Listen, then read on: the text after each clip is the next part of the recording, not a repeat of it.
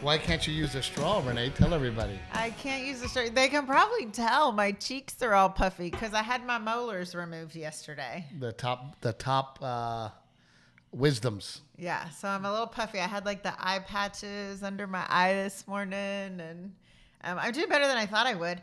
I'm just bummed they didn't give me I thought they were going to give me good drugs. Renee got her wisdom teeth pulled, and oh my God, was it a thing? It was, Steve, I need you to take the whole day off. Steve, I need you. I need you to take the whole day off. You were such a complainer. You didn't do anything yesterday. You were no help at all. You walked out of the dentist office because you were like, she's good, right? Peace out. And you walked out and I go, I swear, he really does love me. That's what I said when you left. No, he said, come back in 30 minutes. No, they ask that you stay. That's not true. But they could tell you were antsy and you were like, do you really need me here? And you're like, I'm going to go get a car wash. Peace out. So I like to use my time wisely. I'm one of these people that always thinks to myself, what could I be doing in that amount of time? Can I put gas? Can I wash the car? My car is clean I and washed it's electric. Vacuumed it doesn't need gas. Took care of it, came back, and I had to, she was under the knife. They gave her the anesthesia. And I had the camera ready too, Rick, because I was hoping for you know how you see those videos of people coming out of that saying funny shit. Renee was just happy and so what's the word I'm looking for? Agreeable. I'm like, dude. I told the doctor, I said, can we have her like this all the time? I'm like, Renee, how you feeling? Yeah, I feel good. Yeah. I'm like, hey, I'm gonna take you home, okay? Yeah. She goes, I want soup from Las Palmas. And I go, well, that's kind of out of the way. I go, why don't I just Did I really tell you that? Yes, you don't remember that? No. And I go, why don't I just take you to Chicken Lady Chick or whatever it's called? They have soup there. Okay. That sounds great. And I'm like, oh my God. This human that's high is fucking awesome. Yeah, because I really wanted soup from Las Palmas, from the Palm. And she was just like, yeah, sure. I go, here's the soups they have. Yeah, just whichever one. But, and I was like, oh my God, this Renee is so freaking easy to deal with. And I'm like, I'll be back. Yeah, I'll be right here. Don't even worry about it. And I came back and I was like, how you feeling? I'm okay, And then we got home and then I walked her to the room and she just sat there and ate. And I was like, oh my God. I told my mom, because Miss Dora's here, and Tatiana, I go, this is the most agreeable Renee I've ever had. I go, usually she's a pain in my fucking ass. And then my mom goes, Miss Dora goes, don't call her a pain in the fucking ass. Don't call her that. I go, Mom, she ain't going to remember this shit tomorrow. I can call her whatever I want. But, oh, my God, Rick. And then it was, go pick up my prescriptions. And then she's laying in the room. Somebody's got to go pick them up. I can't drive. Change out my gauze. Give me more gauze. And then, I didn't ask you to change out my gauze. Yes, you did. I changed out my own gauze. You don't remember me changing your gauze? No. I told you she wasn't going to remember shit. I should have done other things. It was a P. Diddy party going on at my house over here. And then I only have 4 molars, Steven. Now they're all gone. I want Advil and I want Tylenol and give it to me. Wake me up every hour. Well, not every hour, because they don't give you good pain pills anymore. They tell you can have Advil every 6 hours, and then if you need something in between, 3 hours after you've taken the Advil, you can take a Tylenol. And all I'm saying, Rick, is, Renee, when did I get my molars pulled? Do you remember? No, I don't remember. When did I make you take your day off? Did you have to babysit me? Did you have to drive me? No, because I think you might have been a freak and insisted on not being under. No. You're weird about that. I don't want to be under. But before when we first lived in LA and we were living together, we didn't have dental insurance, and you legit pulled a tooth out with pliers one time. I did. Like needle nose pliers, because you had a tooth behind your teeth. I had two. I had 2 teeth behind my teeth, like a little extra 2 teeth. And I just got annoyed with them, and I just grabbed some pliers and just yanked them out. And that's not normal. That's so not normal. How is that not normal? Rick, would you ever pull one of your own teeth out with needle nose pliers? Oh my God, no. No, you are weird. I just yanked it out. It wasn't a big deal. Gargled with some peroxide, and I was done. That is not normal. I was done. And then, gosh, Renee my poor baby, has had the week. I have had a little bit of a. But I'm looking at the screen, and your hair looks good. It looks good. Yeah, my mama came in oh my gosh, Rick! in the evening to save the day and poor fixed Renee. it. She went to I'm darker than I usually am. She went to her beautician, and it turned out to be. I had 3 hair colors in a matter of 24 hours. I went from orange to violet. Which it was approaching Halloween, so I was like, this is kind of cool. I could potentially rock some of this. To now dark brown. It looks good, but I mean, I have learned over the years, and but I also I have learned to be more sympathetic. Yeah. Because I understand and I get it, and I know how long it takes for you to get your hair done and how hard it is to do. For years and years and years on this podcast, you have bitched about how long it takes to get my hair done. And then so I was very sympathetic to you because you were in tears and you were very sad. I knew it was silly. It's just hair. Literally the day that I'm going through a hair catastrophe. My by dad the way, is at MD Anderson. Men listening out there, do not say it's just hair. That is not the right answer. If she comes home crying, if she comes home crying and her hair's fucked up and she doesn't like it, you don't go, oh, chill out. It's just hair. It'll grow back. Do not say that. Yeah, no. I knew in that moment that it is just hair, because Dad was at MD Anderson getting his checkup that day. Mom and Dad were in Houston, and he got good news. It's all good, But that really, on that same day, sort of balanced it out as we were waiting to get his results. I was like, my hair is nothing compared to other things. But you were still. But I was. You were distraught. You were in tears. So upset about it. You were upset, and I tried to be as comforting as possible. You were sweet. I did not say. I did not say. It's just hair. Now, I will tell you. But you also were in your head, you were thinking, oh, it's really fucked. That's what I was going to say. I will tell you that, there are times that you come home and you're like, I don't like it. And I'm like, I don't see a fucking difference. Chill out. It's just hair. Yeah. This instance, you came home and I was like, ew. They fucked you up. Your hair is bad. I didn't say that, but I was like, okay, there's going to be no, no, it looks good. It's okay. It's okay. You know. It's fucked up, but it's okay. But at one point I was so upset about it because it almost got to the point that we were running out of options to fix it. And I thought that we were just going to have to I have black hair, jet black hair and chopped off hair. It looks good though. I think your mom, God bless her, she just loves you. She'll do anything for you guys. And she hauled ass over here. And then I took you to go pick up product at some weird beauty store. No, it's a beauty supply store that only sells to hairdressers. But she called in the colors that she thought she's like a doctor. Need. You need a prescription. To get the shit you need from this place. Yes, and she wasn't going to be able to get to it in time because they were driving back from Houston. So she called and she said, "Here, this is what I need. Please let my daughter pay for it." And I related to it because my beard now. I've had my beard for going on forever. And I remember I needed a quick haircut in Florida, and the guy trimmed my mustache and my beard like really thin. Remember the way they do it. Real thin. What do you call that? Lined up that or whatever. Yes, and it's very clear cut. And I was like, oh shit, that's not me. And I ended up having to shave the whole thing off, and you don't feel like yourself. Yeah. Right. And it is part of your identity, if you will. Yeah. I remember every once in a while my dad would shave his mustache and we'd be like, what the fuck? Grow your mustache back. It just becomes part of you. And your hair for you is a big identity thing for you. Yeah. My hair is my thing. Just like my beard. And I just don't feel like myself when I don't have my beard. And you feel weird. You don't feel comfortable. You're not. I mean, luckily for me, a beard, I grow this shit back overnight.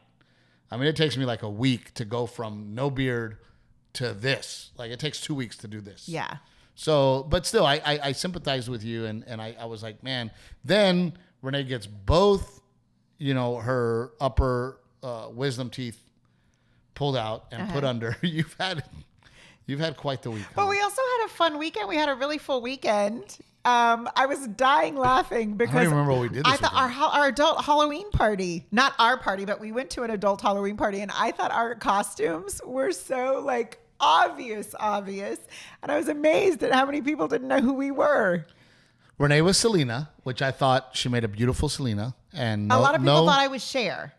Cher? Yes. And I get that because I had this black wig hair. and Cher wore bell bottoms, but I was wearing like Selena's iconic. And I'm like, look at her ass.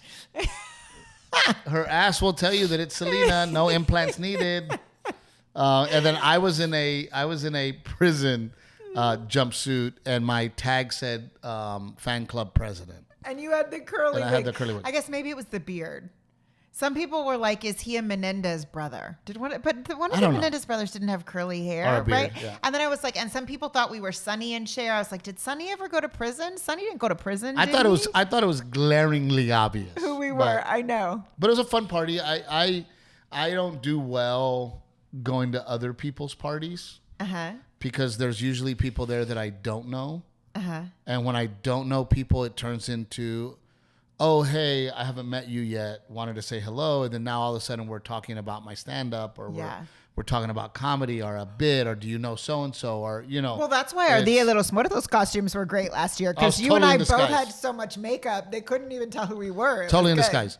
But, you know, this year it was pretty much everybody, a lot of the people that I had already met or knew or, you know, and I felt more comfortable. I enjoyed the company. Yeah. Had a good time. And then we have some neighbors that, gosh, they might as well be the image of us. The only difference is that Joe is literally twice my size. I always say this. Y'all are like twins when you walk beside each other. You're like Danny DeVito and Arnold Schwarzenegger. I mean, he played. You're like the same humans, but different sizes. Rick, he is your size, but wider. He's huge. He played football for the Baylor Bears, and then went on to play for the Redskins. Yeah. He's huge. And it's so great because they always find costumes, and she's like petite, so they always find costumes that are like couple costumes that are someone really big and someone not. I just love hanging out with them, and they're funny and they're fun. Yeah. And wait a second. So they were Shrek and Fiona. He was Shrek. He was an amazing Shrek. I mean, are you kidding me? He's literally 6'6", and his shoulders are probably 3 or 4 feet wide. Yeah, I don't think you're gonna find a better Shrek. He's huge. And he painted. He like committed the green face paint. He's a good sport. The headpiece, like he was in it. Good sport. And then the McCutcheons. We can talk about them on this podcast because we've had them on the podcast. I thought they were hilarious. Daniel, ex MLB baseball player, specimen, if you will. He certainly is. Yes. 6'3". He does CrossFit at lunch. Yeah. He's dressed like a female boxer, the Olympic female boxer, and then his wife was dressed as a female boxer, but all beat up. Yes. And he's the one. And I thought that was hilarious. We also had And then anytime you took a picture of him, he was so fun. He'd be like, wait, I got to get my stool. And he'd get like a step stool like he was on the podium, so he was standing taller than her. And he was the winner, We had the Australian breakdancing team show up, which I thought was great. Yes, I did not know what that was. And a lot of people on my social media didn't know what it was either, but there were a couple of Australians that commented. They were like, oh my God, she made a Halloween costume. That's amazing. Yeah, it was awesome. They dressed up as the Australian breakdancing team. I didn't know it was the thing. I had to go back and look at the videos. And when was that? Was that Saturday? Yes, that was Saturday. Well, what the crap did? Oh, so Thursday I was in Toronto. Oh, that's right. I forgot you did that too. You went to Canada for a day and came back. I went to Toronto. How was that? We didn't even have a chance to talk about it. It was good. I mean, I've done it before, but it's a total bros club. Was it the one where they had all the lobster last time? No. Oh, okay. But there was literally 2 women there in the entire audience. It was all dudes raising money for drug addiction and drug abuse. Wow. So it was a much different crowd than you're used to. Than I'm used to. Yeah. Had a great time with those guys. Did you change your act because of that? A little bit, because the main dude, and they're all super cool. The main dude was like, "We are unoffendable." He was like, "Do and say whatever you want." Yeah. He's like, "As a matter of fact, it would be great if you tried to offend us. We'd love it." So it was. So you roasted him a little? A little bit. It was a much different. It's so hard when you get booked for a private gig like that because a lot of times they do want to roast, but you don't know them well. It was cold. It was like 40s, low 40s at night. So everybody was wearing a coat, like a blazer. This one dude right in the middle, smack dab in the middle, pink coat, T-shirt, shorts, flip-flops. And I go, well, aren't you the richest dick in the room? And everybody lost it. And I go, because anybody that can show up in shorts and flip-flops to this event, you've got to have the most money. And everybody loses it because they're like, he does. He's the fucking richest one. Like, for sure. I go, you're wearing a pink coat and fucking flip-flops to this event. You must have real fuck you money. Yeah. And everybody just freaking lost it. Yeah. I go, can I have a ride in your jet on the way home? And he's like, I have 2. Yeah. I'm like, I bought the Wild, the hockey team. He goes, I have their jet. I'm like, Jesus. It was fun, but it was literally like a boom, boom, get back. Then I get home. Poor Garrett. The Friday morning I get home. I'm supposed to pick up Garrett so we can go out to the deer lease and have father-son, but that was when the hair disaster hit. Yeah. And I did not want to leave you alone. I would have been okay to be left alone. You were a mess, dude. Like, I literally had to tell you to take a nap. You literally had to lay down and take a nap because you were, and I didn't want to leave you with, Delilah and having to worry about doing anything. So I stayed home. I just put because at that point they bleach washed, which is like shampoo and bleach through my hair like 3 times. So I literally just like went in the shower and put a deep conditioner on my hair and like put it in a bun. But I am ready for fall baseball to end. You know what I'm ready for? I think baseball ends. I mean, I love baseball. I love watching Garrett play baseball. But school started and it was baseball, flag football, more baseball. It's just like a different grind. And Delilah has activities and then Delilah has dance and swim and soccer. Dance and like I told Renee, this is the first year that I'm like, oh my gosh, like I'm beat. Yeah. I mean, just chasing these kids around. It's every day. It all slows down that week of Thanksgiving. Like everything's done by that week of Thanksgiving. But every and day it's like and Christmas. The kids get home and then we're basically yelling at them. Get dressed for this, get dressed for that. And it's jump in the car and you're going that way and I'm going that way. It is baseball practice. By the time we get home, it's go to bed. It's like fucking Groundhog Day. Eat something and take a bath. And you're like, geez, Louise. And I coach all of it. So I'm running around, and I love the coach. I love being there. But, man, I am so ready for fall baseball to be over. We got one more week. Yeah. This week we have a tournament. Our little team is really good and scrappy, and I love it. And I miss the kids, actually. I miss the boys. I can't wait to see them tonight. But, gosh, man, like it's also because I have gone to a lot of cities lately, number one, with no casino. Oh, and that affects things? Yes. And there's no fun. Why does it matter if there's a casino in that city or not? Because I want to go have a drink and I want to enjoy my Friday evening, and I just haven't had that in a long time. Yeah. And I'm just looking at Vegas like, God, I just got to get to Vegas. Like, I've never in my career been like looking, like every week for me is fun or something cool to do, and I enjoy it. But this is the first year that I feel like most people feel, where they go, okay, we have a vacation planned. Uh-huh. I just got to get to there. I'm going to work. That's something I can look forward to. I can be motivated about. I can't wait to do it. Yeah. This is the first year that I'm feeling that, where I'm just like, oh my gosh, like can I just get to Vegas? Yeah. Can I just get to Vegas and let loose and party and not worry about anything? Yeah. I mean, I just need a weekend. Yeah. To enjoy life. But that goes back to our divorce conversation, right? Where you get in this routine of just nonstop, and you're like, man, it's all about the kids. It's all, by the time, I talk about it on stage, by the time you wake up, by the time you fight the kids to get out the door to go to school, they're already coming back from school. Then it's freaking fight with them to get dressed to go. And you're like, and then it's activity. And then it's like, oh my God. Are you guys there, Rick, where you're just like, gee, is there something every fucking day? Every day on the weekend. Well, he's got one more than we do. Like, we just have 2. We can tag team. They like really have to figure out how they're divvying it up. They have 3 between the 2 of them. Dude, and I'm like, this is the first year that I'm like, oh my God, baseball's almost over. Yeah. Like, holy crap. Let's just one more week of baseball and we will get to have a tournament, and I will be there. Thank God I will be there. Yeah. For the tournament. And I'm just, it's hard, man. And I don't remember as a kid having my parents this busy. Now, granted, living in Gregory, Portland, a lot of the things I just did on my own. What do you mean? I had Boy Scouts. You would like walk yourself to Boy Scouts? Yeah. Oh. I had Dad and Sarah had me in youth group for church, where you had to volunteer for church. So I would just walk. I would just go there. Yeah. And then we had baseball. Then of course I played football, but I don't remember. Well, and then in my situation, we played baseball, but we usually played within either ride the bike distance or walking distance. That's what's so beautiful about growing up in a small town. Yeah. Right. I could ride my bike to literally baseball practice. Right.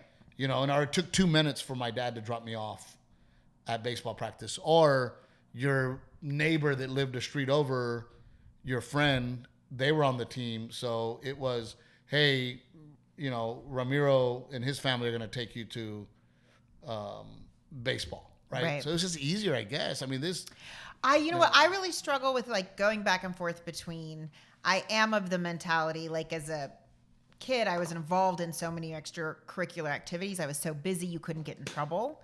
And I think about that with Garrett, and especially now that kids are like glued to devices. Like if you keep them super busy and super active, then you're not fighting those things. But then at the same time, what's the balance? I also go between like, all right, we got to take a step back and figure out what works for us as a family. Well, you have a hard time giving that poor kid any downtime. You struggle with, what is he doing? He's over there on the damn tablet. I'm like, dude, number one, he's top of his class. Number two, he's fourth in his class on the school on Imagine Maths. He never brings home anything lower than a 90. And the kid wants to freaking play video games for 20 minutes. Can we please? No, he gets a lot of that on the weekends. Yes. During the week, there's no time. But when you're traveling on the weekends, he does get some of that But downtime. he deserves it. I'm not saying he doesn't. But for you to say, like, I never give it to him. Oh, no. Renee's over there. What are you doing? No. Get off that thing. You're on the tablet again? No. You need to be doing something. No. Read a book. Clean your room. There's a lot of families that say no tablet time during the week. But that's not what the weekday is about. The weekdays are about. But he gets it on the weekend. Garrett gets 0 tablet time during the week.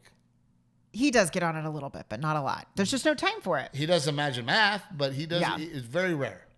But he also gets it nonstop, undisturbed when we travel. He's got it on a plane for hours on end. We'll go to the hotel room, and he gets a ton of it. And it's almost like we have to have a detox when we get back off of a trip.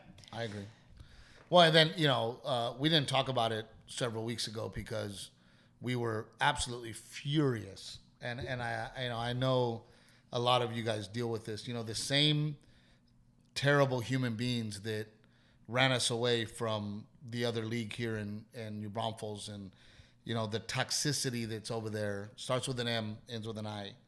The toxicity of that organization, Renee and I removed ourselves from it, and that is a huge lesson that I would like to share with you guys. Is that at the time, removing ourselves from that situation was very painful. Yeah, we were so heartbroken for our kid. For our kid.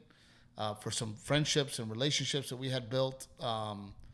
We felt a little betrayed. Yeah. And it was hard. But I will tell you that in the long run, we're winning. And it has turned out to be an amazing blessing. So do not be afraid to leave a toxic situation. Do not let your kids keep you in a toxic situation. Yeah. Right? A lot of times you go, well, it's for the kids. No, what's right is right and what's wrong is wrong. Right. These people are terrible, terrible human beings.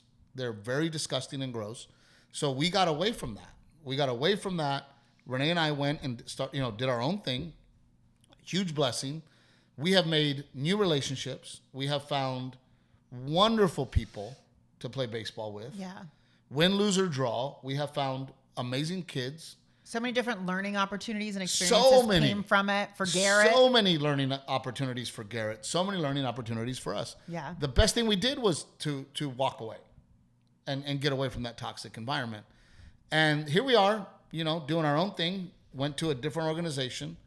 Got away from the starts with an M, ends with an I organization. I think you've made that clear to Trevino. Here in New Braunfels, they're terrible human beings.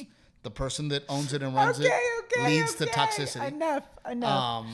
So then all of a sudden we're playing a tournament, and 2 teams from that other organization, and the family that has been so gross to us and to others, they decided that they're going to start another team, combine that team from 2 teams from the M ends with an I, and go play in this tournament. But what was even more disgusting is that 7 of the kids were ineligible to play.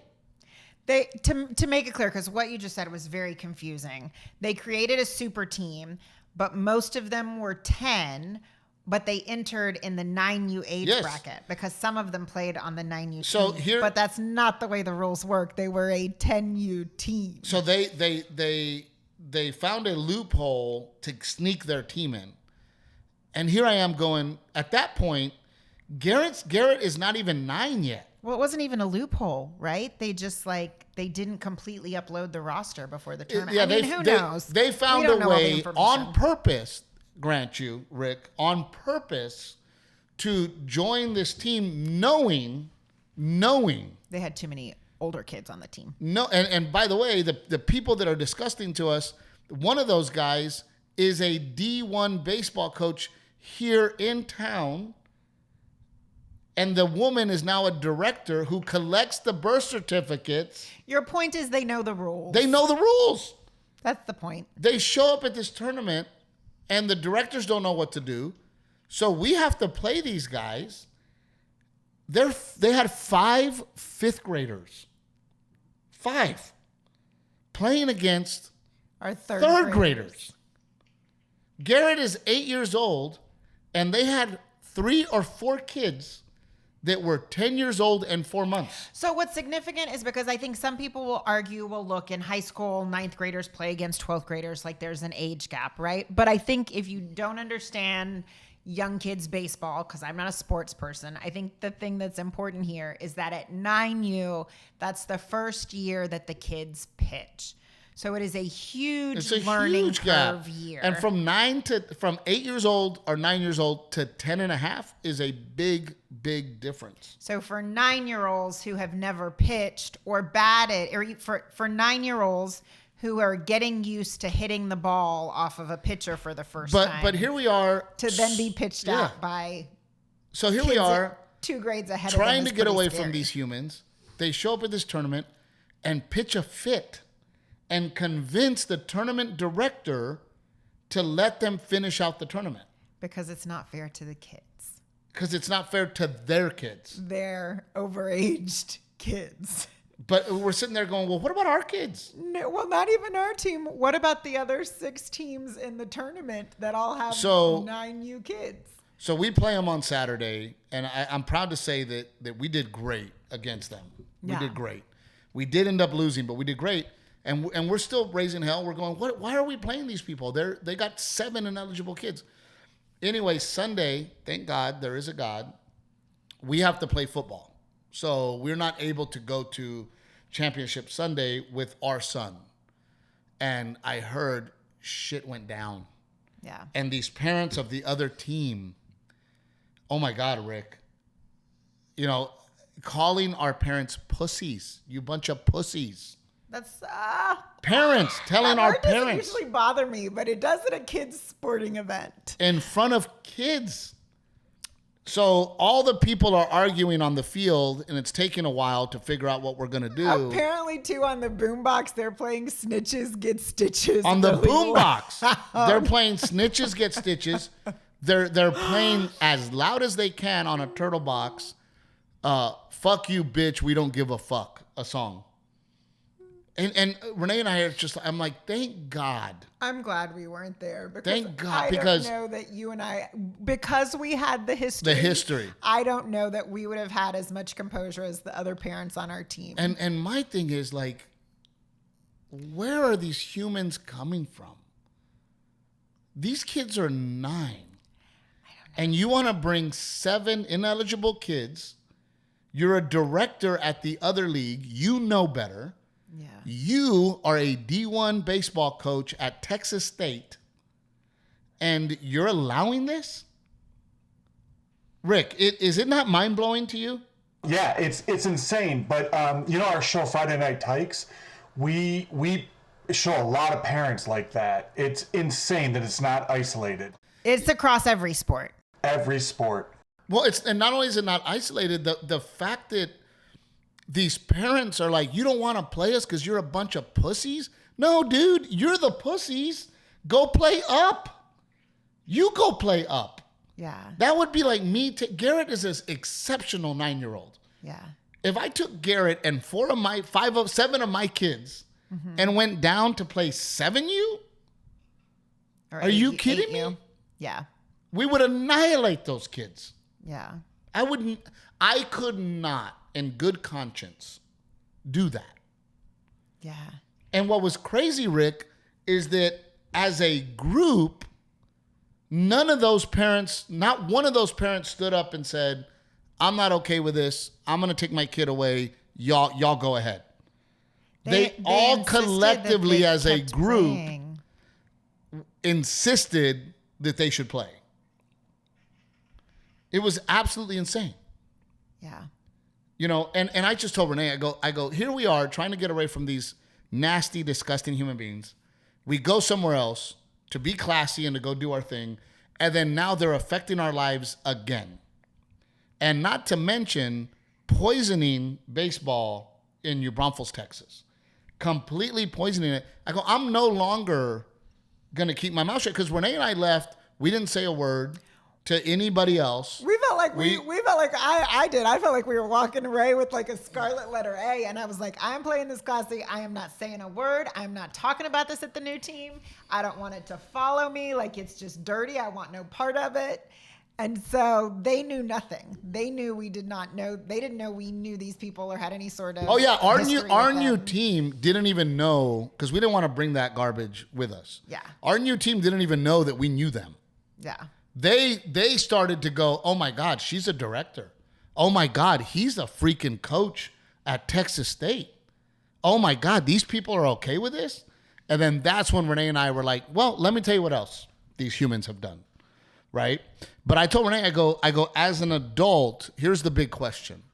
As an adult, as a good human with strong morals, at what point do you start saying enough is enough? Not only is this hurting our kids, it is going to hurt New Braunfels baseball, and it is going to hurt other generations. I now have to stand up as a good man and somebody who loves baseball and let people know this is not okay. Yeah, I mean, I guess that's for me sort of similarly, it's when you find yourself in a toxic situation or something happens, when is the time to keep your mouth shut, and then when is the time to speak up and essentially warn people? Well, right? I wish I had been warned. A friend of mine said it the best, and he was somebody else that decided that organization was gross, and they decided to move on, right? Yeah. And he told me, he goes, Steve, enough is enough, and we have to start letting people know and standing up for our kids and for ourselves. He goes, because it's now the waterfall. He goes, first. I was gonna say, what does he mean, the waterfall? Well, he goes, it's becoming, I forget how he said, compounded. He goes, yes, it affected us and our little group and the Treviños, and then we walked off, and then she and he did something else and affected these other people. Now they're affecting these other people. Now so now their doings and the way that they're behaving is now affecting a lot of lives. Yeah. Now it's like, hey, it's time to speak up when you are now hurting other couples, other relationships, and especially the children in baseball. But it's hard because I know, especially for me at first, you don't want to speak up because sometimes the person who's speaking up is the one who looks bad. When people don't know the full story or have all the information, it looks like you're talking about somebody, and it makes you look like the bad person. So you just don't say anything. Well, I called a friend of mine and I told him, I said, hey, just so you know, this is what they did this weekend. Just so you know, I'm letting you know that I'm not okay with it. I'm also reaching out to the athletic director at Texas State, and I'm going to let him know. right? Yeah. And then he goes, dude, I don't have that kind of energy to walk around talking shit. I'm like, it's not talking shit. Yeah. And now talking shit would be, just saying, stuff without facts, right? When you don't have facts, when you don't say, hey, not only did this happen to me, there's all these other people that these people continue to hurt. Yeah. Right? That's not talking shit. I'm just making you aware that these people operate like this. Yeah. And it's not okay for baseball, and it's not okay for us. I want to know how Rick saw it on the Tyke show play out. And the what? On his show, how it played out. Yeah, it ends up that they get in trouble, a lot of the parents, because the thing is the rules are the rules. Like, and I see both sides. Like, Renee, I see your side that you're going to come across as the Karen that's bitching. But the problem is the rules are there for a reason. Like, these kids can actually get hurt. Yeah. Well, one and kid that's did what get hurt. Happened. One kid, and here's what's even crazier. They ended up in the championship with another team from the same league, starts with an M, ends with an I. They were playing against them. And they ended up hitting one of the kids in the throat. Yeah. They couldn't breathe in the Couldn't breathe.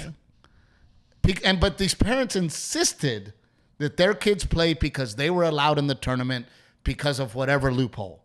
And it's like, in what world? You let us start. Now it's unfair to kick us out. It was your fault. You let us start, and now you want to kick us out. But I'm sitting there looking at this dude going, these are children that you're hoping to recruit for Texas State. You're hoping that you can recruit these kids for Texas State, and you're basically being a bully. You're a D1 baseball coach. You should protect the integrity of baseball and be a leader in the baseball community. Yeah. Instead, you're there you're allowing other parents on your team to call other parents pussies because they don't want to play against you. Well, that's hard. I mean, you can't control. A coach can't control. No, I can't. He was a parent. He wasn't the coach. It's hard to control the whole team's behavior. You can walk away. You can stand up and look at your team and go, we do not behave this way. And if we continue to behave this way, me and my wife are leaving. Yeah. That's what I would do. There's no way I would be with a bunch of parents that call other people pussies. I would go, no, my wife and I, we do not want to be a part of this team. We don't want to be a part of this situation. We're walking away. Yeah. And if you are supposed to be a pillar in the community of baseball, you go, guys, this is not good for kids. The way that we're behaving, this is not good for baseball. This is not good for this 8-year-old playing against the 10-and-a-half-year-old. Yeah. This isn't healthy for baseball. Guys, we need to walk away. Whether we got in or not, again, who is going to speak up? Who's going to have the courage to say, this is not right? Yeah. Did you have any of those, Rick, on the show that were just like, I'm going to speak out because this isn't right? Did it make it to air? No, because that's not good television. Oh, that's so sad. Right. But were there parents that did that? Of course, absolutely, 100%, and rightfully so. Like you see it more and more now, parents speaking up, especially with parents who just, like you guys were saying, derogatory things to other parents and stuff. Like, there's no room for that in front of kids. Yeah, exactly. In front of children. Granted, this is the same woman that in a letter about me said that I was immoral. Same woman. The woman sitting on the sideline, cheating, watching her team call our team pussies, is the same woman that said me that I was immoral. How crazy is that, Rick? We should get her on the podcast. Oh, I'd love to get that bitch on the podcast. God, I would love to get her and her weak ass husband that lets her fucking run his life. Okay. Enough. He texts me, hey bro, you want to talk? I'm like, there's nothing to say, dude. Keep my name out of your mouth. I'm like, oh shit. Or what, mijo? Or what? You fight me, you get fired.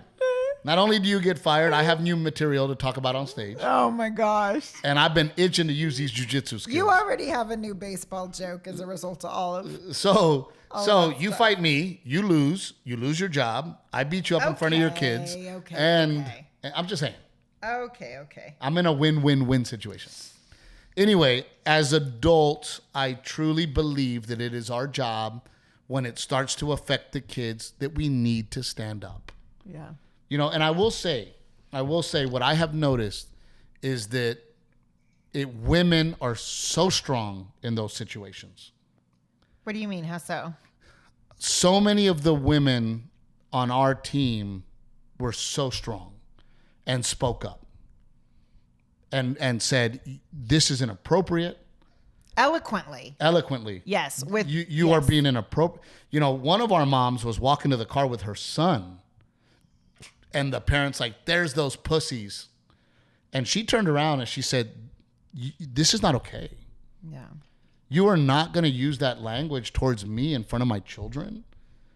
You know, and her husband wasn't there. And her husband, he's a brute. I mean, you want to talk about another Shrek. You know, but she stood up for herself. But I am saying that enough is enough. We need to stop allowing these humans to operate in such a disgusting manner and to get away with things.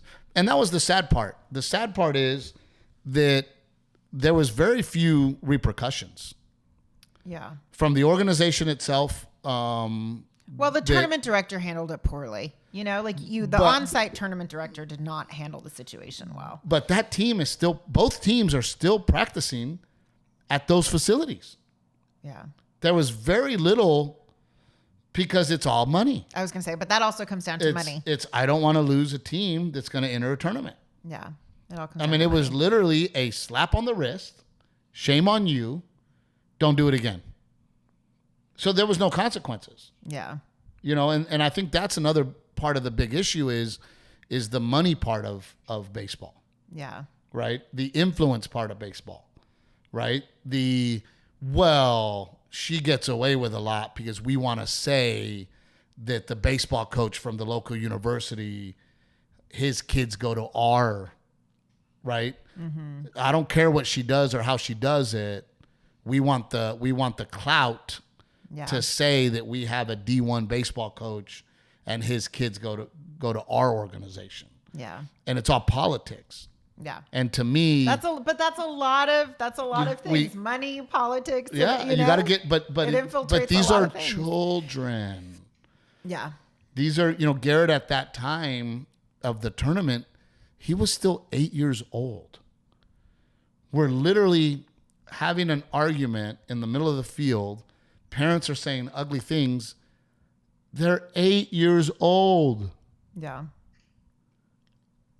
The odds of your child going to play D1 baseball is slim to none. The odds of your child going to the pros, slim to none. Well, I just as a mom, I'm like, I don't know that it's possible the kids didn't know on the team that cheated. It's possible the kids didn't know what was happening. They don't really know about age brackets or when their birthday falls and what that means and all of that.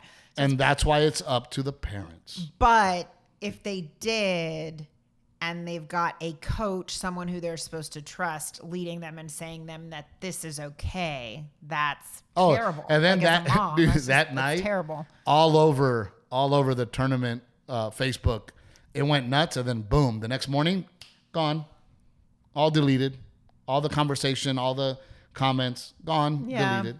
And that's why I felt the need to let people know in our baseball community, these are the people involved, and this is what they did. Yeah. Just to make you aware. Yeah. I don't want them to sneak away and walk around with their head up. Right. I want people to know what they did. Yeah. And I want people to know that I, for one, if you're going to be around me and do stuff like that, I'm going to call you out. And I'm going to let people know. Baby, I think people know you call people out. You got to. What do you think on that? Do y'all have the same issue in basketball? Yes. Yeah.